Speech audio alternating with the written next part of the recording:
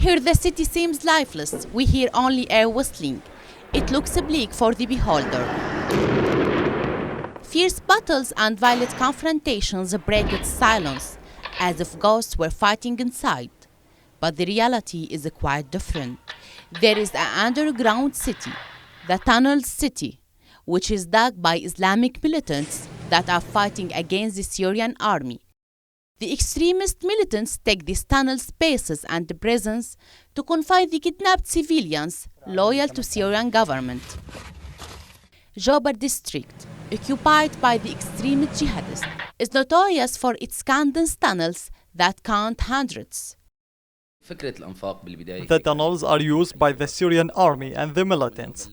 Then the tunnels war has expanded to other fronts. Yarmouk camp's tunnels are the most fortified because they were dug by Hamas organization that is known by its experience in digging tunnels and providing it with ventilation and lighting. Thus, there has been a new way of fighting in Syria, the tunnels war, that the militants acquired from other organizations who have faced regular armies in other countries. This tactic proved its efficiency and has been the most common method in the war in Syria that the extremists follow to avoid being monitored and targeted during their movement and coordinations.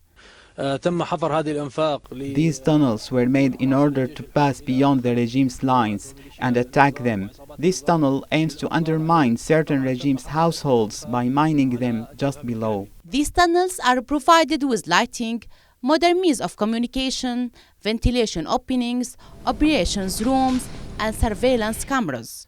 When we hear underground sounds, we try to locate the source, then we dig a tunnel towards the location to interrupt their tunnel. In addition, the jihadists enslave the kidnapped and exploit them in digging these tunnels.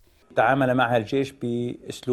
Syrian army deals with the tunnels in two methods, either by direct intrusion and destroying them, or by mining and blowing them up in several locations. The Syrian army makes every effort to trace the inlets and the outlets of these tunnels, succeeding sometimes in discovering, blowing them up, and killing their occupants. Along Syrian territories, al-Nusra front has lost a lot of tunnels and fighters in such operations. Rena Mitwali, MEC.